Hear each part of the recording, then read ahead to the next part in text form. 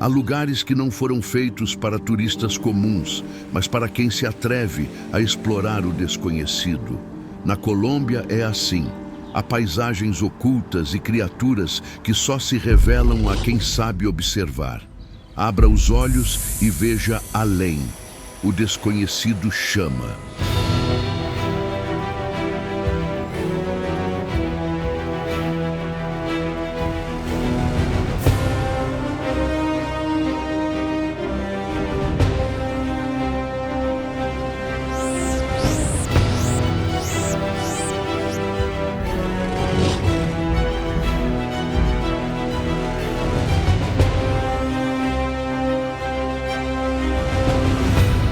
Sejam bem-vindos à Colômbia, coração selvagem da América.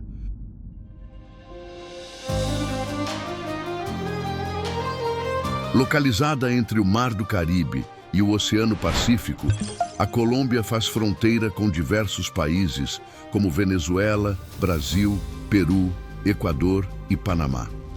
Essa posição única reúne uma grande variedade de biomas, incluindo as belas praias do Caribe, as regiões frias da Cordilheira dos Andes e as densas florestas da Amazônia. Na Colômbia, a região amazônica ocupa cerca de 40% do território nacional, um bioma contínuo compartilhado por 9 países da América do Sul. Essa é uma área de natureza exuberante, com rios largos e sinuosos, centenas de milhares de espécies de plantas e animais, além de diversas culturas indígenas que vivem em estreita relação com o ambiente. E é justamente nesse ambiente selvagem e complexo que surge uma das figuras mais fascinantes da fauna sul-americana. A onça-pintada melanística, mais conhecida como onça preta da Amazônia. Embora pareça inteiramente negra à primeira vista, a onça preta não é uma espécie diferente. É uma variação rara da onça pintada comum, causada pelo excesso de melanina. As rosetas, mais conhecidas como pintas, continuam lá, apenas mais discretas, visíveis somente sob determinados ângulos de luz. Estima-se que menos de 10% das onças pintadas nasçam com essa condição. A onça preta se mistura ao ambiente, quase impossível de notar entre sombras e galhos. Seus passos são silenciosos, seu movimento é contido. Quase ninguém a vê chegar, mas há momentos em que ela se faz ouvir.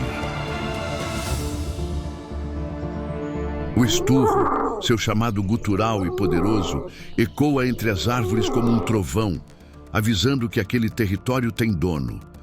Poucos animais emitem um som tão marcante e impossível de ignorar. Nos recantos remotos da Amazônia colombiana, onde a onça preta se desloca com discrição absoluta, há sinais de outra presença. São marcas deixadas não por pegadas, mas por símbolos encontrados na natureza.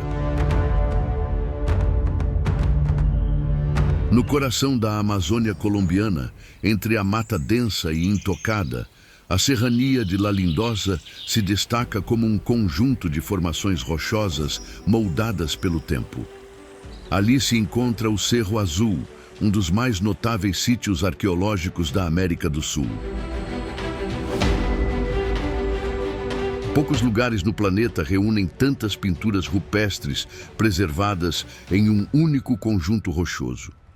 Estima-se que os painéis do Cerro Azul contenham mais de 75 mil figuras, preservadas ao longo de mais de 12 mil anos. E muitas delas retratam animais já extintos na região, como a preguiça gigante. Isso revela não apenas a antiguidade das imagens, mas a sensibilidade de quem as produziu. O isolamento natural de La Lindosa, com suas encostas íngremes e sua densa floresta ao redor, foi essencial para manter esse patrimônio longe de intervenções humanas por milhares de anos. Hoje, Essas paredes contam não só o que esses povos viam, mas como eles pensavam, sentiam e se relacionavam com o mundo ao redor.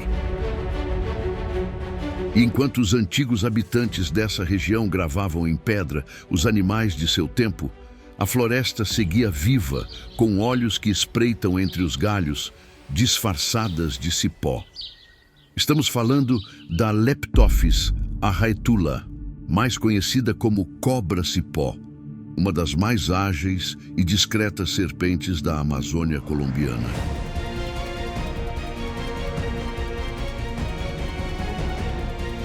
Com seu corpo esguio e coloração verde vibrante, ela parece ter sido desenhada pela própria floresta. Mas o que mais impressiona é sua elegância. Ela se desloca entre os galhos com movimentos suaves e controlados, parecendo mais planar do que rastejar.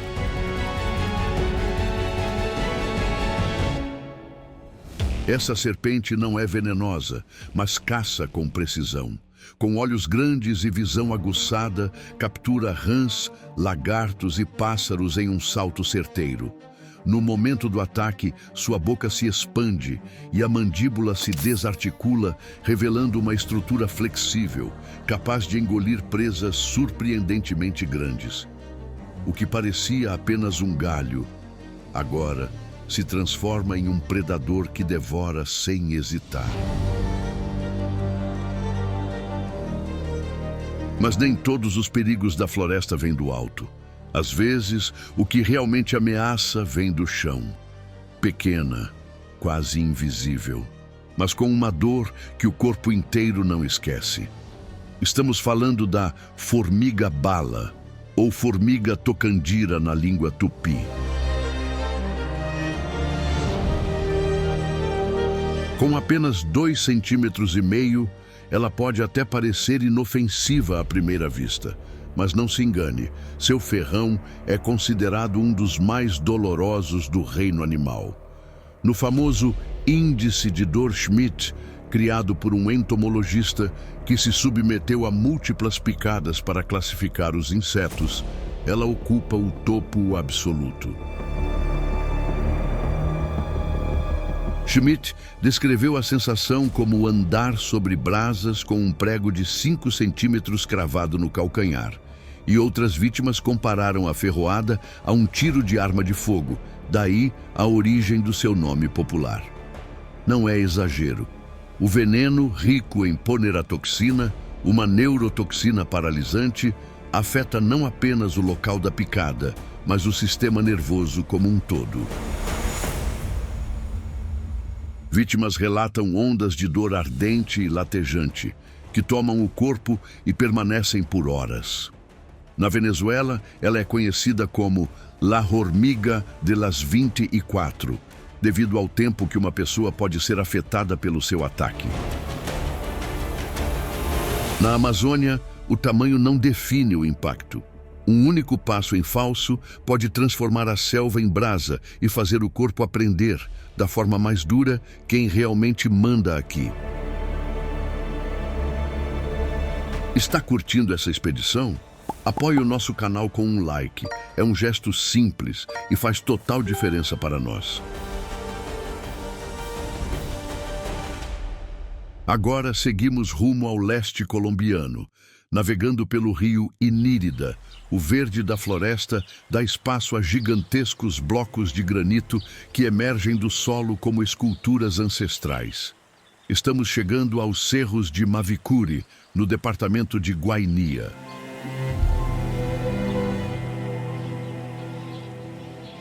Formados por rochas graníticas com mais de 1 bilhão de anos, os cerros de Mavicure guardam a memória de uma terra muito mais antiga. Essas montanhas não nasceram como as cadeias montanhosas modernas.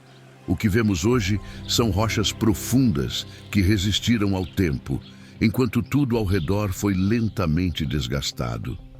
É como se o planeta tivesse deixado parte de sua história mais antiga à mostra. Os cerros de Mavicure só podem ser alcançados por barco após horas de navegação pelo rio Inírida, partindo da cidade de Puerto Inírida. Esse acesso difícil ajudou a manter a região preservada e distante do turismo convencional. Entre as histórias locais está a lenda da princesa Inírida, contada por comunidades indígenas da região. Segundo a lenda, após uma tentativa de conquistar seu amor por meio de um ritual, a jovem teria fugido selva adentro e desaparecido entre os cerros. Para esses povos, ela passou a fazer parte da própria paisagem, e o rio carrega até hoje o seu nome, como memória dessa história ancestral. Os cerros dessa região não são apenas parte do cenário, são a alma dele. No meio de uma paisagem dominada por rios e florestas, essas formações surgem como referências naturais, visíveis a quilômetros de distância e usadas há gerações como ponto de orientação e limite territorial. São esse isolamento e essa singularidade que tornam Mavicure um dos cenários mais incomuns do leste colombiano.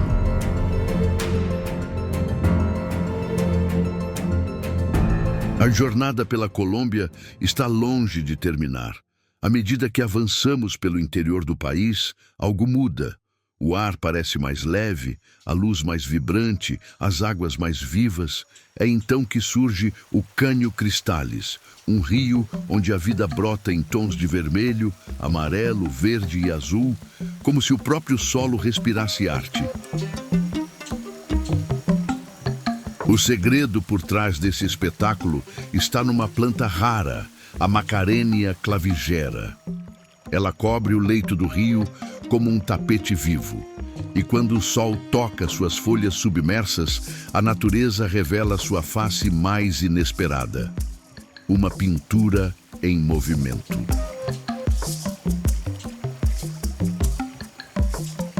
Esse fenômeno não acontece o ano inteiro. Entre julho e outubro, quando as chuvas diminuem e o nível do rio se ajusta, a transparência da água permite que a luz penetre com intensidade. É nesse momento que o rio se transforma e mostra sua verdadeira identidade.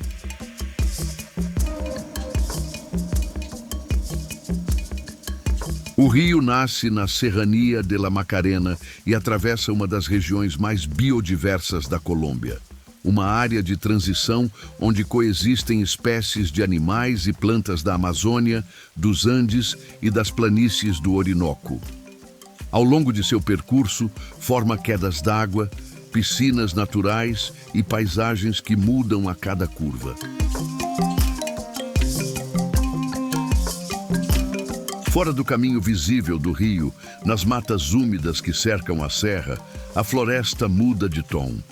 O verde se adensa, a luz rareia e o tempo parece desacelerar. É nesse ambiente abafado e quase sem vento que repousa um dos predadores mais discretos da Colômbia, a víbora de cílios. Seu nome vem das protuberâncias em forma de escamas alongadas acima dos olhos, estruturas que lembram cílios espessos, como se a floresta tivesse decidido dar a essa serpente um disfarce ornamental. Camuflada entre folhas úmidas e galhos retorcidos, a víbora de cílios repousa, imóvel. Ela não caça ativamente. Em vez disso, adota a estratégia do predador paciente.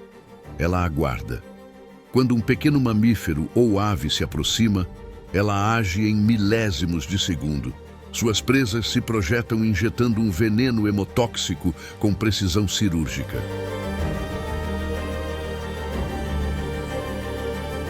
Capaz de permanecer sem se mover por dias, sua camuflagem é tão eficaz que muitas vezes se confunde com o ambiente. Em um mundo de pressa, ela sobrevive com aquilo que poucos dominam: a paciência e o silêncio.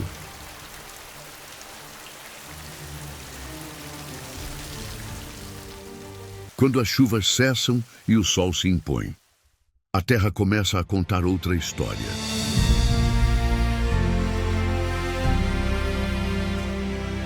No sul da Colômbia, o deserto de Tatacoa surge como um registro vivo de milhões de anos de transformação.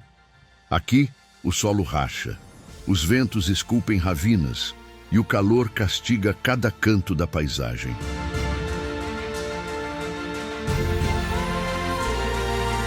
Nesta região, cada vale revela camadas de terra formadas ao longo de milhões de anos. Onde hoje tudo parece seco, já existiram rios, florestas e ecossistemas tropicais cheios de vida. As formações rochosas criam um relevo que lembra castelos de areia endurecidos, esculpidos pela ação do vento e da chuva ao longo de milhões de anos. Além disso, o solo seco preserva fósseis valiosos, atraindo paleontólogos em busca de pistas sobre a história da Terra.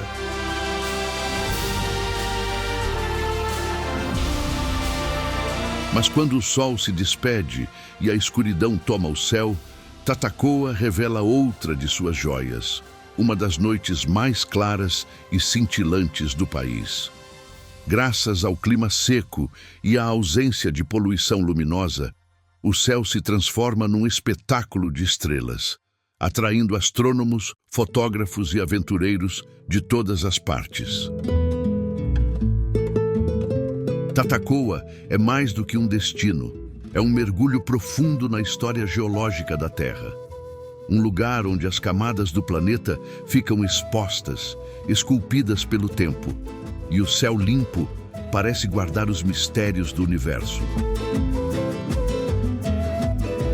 Agora, seguimos para um cenário completamente oposto, úmido e envolto em névoa. No centro da Colômbia, em plena Cordilheira dos Andes, o Vale de Cocora impressiona por sua beleza singular e pelas árvores que o tornaram famoso. As palmeiras de cera, espécie endêmica da região e símbolo nacional colombiano. Essas palmeiras podem viver mais de 100 anos e alcançar alturas superiores a 60 metros, sendo consideradas as mais altas do mundo entre as palmeiras. Apesar da aparência frágil, seus troncos são recobertos por uma camada cerosa que ajuda a reduzir a perda de água, além de proteger a planta contra insetos e das condições rigorosas do clima andino.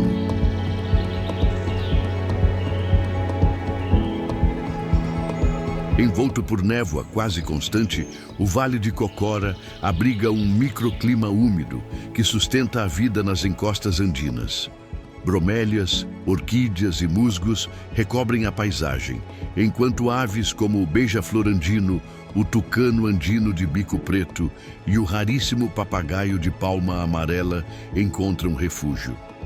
Cortando o vale, riachos silenciosos mantêm a vegetação viva e alimentam o ciclo natural que sustenta toda a região.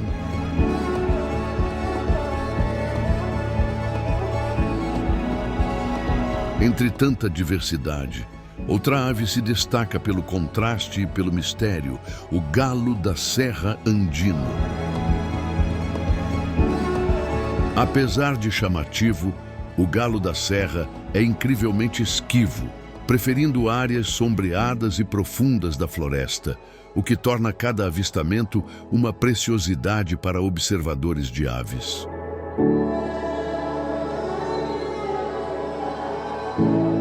Durante a época de reprodução, eles adotam um comportamento raro entre as aves. Os machos se reúnem em clareiras fixas da floresta, chamadas leks, que podem ser usadas por décadas. Nessas arenas naturais, não constroem ninhos nem disputam território com agressividade direta. A competição é puramente performática.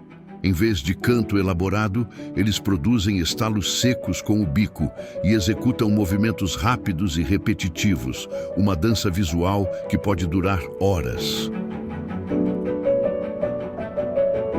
Curiosamente, apenas uma pequena parcela dos machos consegue acasalar, geralmente aqueles mais experientes e com exibições mais precisas, enquanto os demais permanecem como figurantes silenciosos desse ritual ancestral. Agora, partimos em direção a uma das maiores penínsulas da América do Sul, La Guajira, uma região onde áreas desérticas encontram o litoral do Caribe, misturando o calor intenso com a brisa marítima. É nesse cenário de transição que está localizado o Santuário de Fauna e Flora Los Flamencos, um refúgio pouco conhecido fora da Colômbia, mas importante para a conservação de aves costeiras, incluindo os flamingos caribenhos. As lagoas de Navio Quebrado e Ciênaga de Manzanilho concentram a vida do santuário, abrigando pelicanos, garças e uma rica diversidade de peixes e crustáceos. Mais de 190 espécies de aves compartilham esse ecossistema costeiro singular. Entre todas, os flamingos se destacam, não apenas pela beleza, mas como símbolo de resiliência e adaptação. Durante a estação seca, o cenário se transforma. As águas recuam e revelam salinas reluzentes que brilham como espelhos sob o céu azul, criando um contraste que parece saído de um sonho. Ao redor do santuário vive o povo indígena Wayuu, que mantém vivas muitas de suas tradições, mesmo após séculos de contato com o mundo exterior. As mulheres Wayuu aprendem a tecer desde jovens, e suas mochilas artesanais, conhecidas como mochilas Wayuu, são feitas à mão e admiradas em várias partes do mundo. Para esse povo, a paisagem da região vai além do cenário natural, carregando histórias, crenças e memórias transmitidas pelos mais velhos. O dia se encerra lentamente sobre a península de La Guajira. O sol baixa, o vento suaviza e as lagoas refletem o céu. Flamingos se agrupam, o mar respira ao fundo e o deserto aguarda a noite com sua calma infinita. O santuário segue ali, não apenas como um lugar para ser visto, é um espaço para ser sentido, absorvido e muitas vezes lembrado. Mais ao norte, a cascata de Tequendama surge como um dos marcos naturais mais conhecidos da região, uma queda d'água que atrai olhares a gerações. Ela despenca com violência contínua, formando uma cortina de água que ecoa há milhares de anos. Ao seu lado, quase escondido pela névoa e pelo tempo, permanece o Hotel del Salto. Construído no início do século XX, o hotel já foi símbolo de luxo e modernidade, recebendo visitantes atraídos pela vista privilegiada da cachoeira. Mas, com o passar das décadas, a poluição crescente do rio Bogotá, a queda do turismo e o isolamento progressivo da região levaram ao seu abandono. O hotel deixou de funcionar como hospedagem e passou anos fechado, deteriorando-se à beira do abismo. Hoje, o edifício não opera mais como hotel. Após um longo período de decadência, foi restaurado e transformado em um espaço cultural e museológico. Uma tentativa de preservar a estrutura e ressignificar sua história. Agora, imagine-se mergulhando nas águas quentes do Caribe, sentindo o sal na pele e o sol no rosto. Ao olhar para o interior do continente, uma surpresa. Uma muralha de montanhas se ergue ao longe e seus picos estão cobertos de neve. Essa é a Sierra Nevada de Santa Marta. Aqui a vegetação exuberante da base logo dá lugar à névoa das florestas altas. E conforme se sobe, o ar vai rareando, os sons se apagam e o branco começa a dominar a paisagem. Em questão de horas, a jornada tropical se converte numa travessia pelas montanhas geladas. Nesse cenário, a vida floresce com exuberância e resiliência. Macacos saltam entre as árvores, onças espreitam em silêncio e aves tropicais pintam o ar com seus cantos e cores.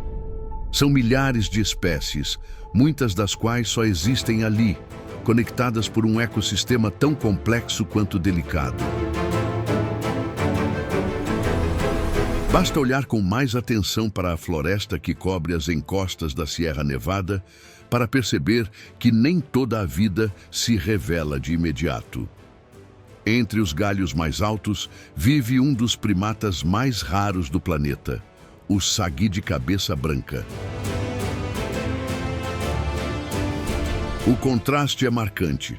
Um corpo escuro e discreto, coroado por uma juba branca que lembra fios de algodão ao vento.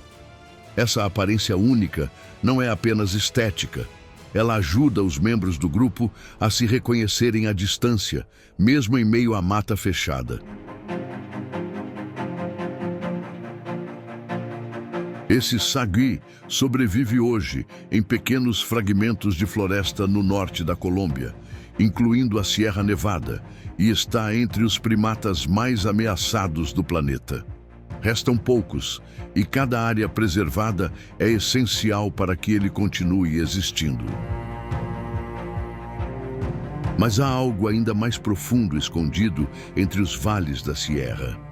Após dias de caminhada por trilhas estreitas, cruzando dezenas de quilômetros pela selva, atravessando rios de águas frias e subindo degraus esculpidos à mão pelos indígenas, surge diante dos olhos um dos sítios arqueológicos mais enigmáticos das Américas, Teyuna, hoje mais conhecida como La Ciudad Perdida. Construída pelos povos Tairona, a Ciudad Perdida é mais antiga que Machu Picchu e teve sua origem por volta do ano 800 d.C. Composta por mais de 200 terraços circulares interligados por extensas escadarias de pedra, a cidade se esconde no coração da Sierra Nevada, sob a densa floresta tropical.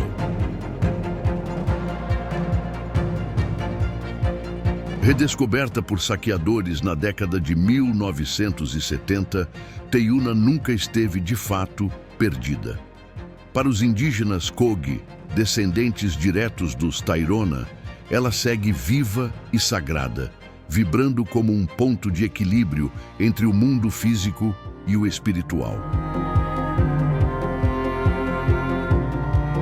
Hoje, a Sierra Nevada de Santa Marta atrai aventureiros de todas as partes do mundo. Mas não são apenas as montanhas que marcam quem passa por aqui. É o encontro entre extremos, o gelo, a floresta, o mar e a altitude, que transforma cada jornada em algo inesquecível. Descobrimos nessa jornada pela Colômbia que talvez o maior tesouro não seja um lugar específico, mas o que ele desperta em nós. Que voltemos ainda mais conectados com a natureza, com mais coragem para explorar o desconhecido e com a certeza de que, em algum lugar dentro de nós, ainda existe um território selvagem esperando para ser vivido.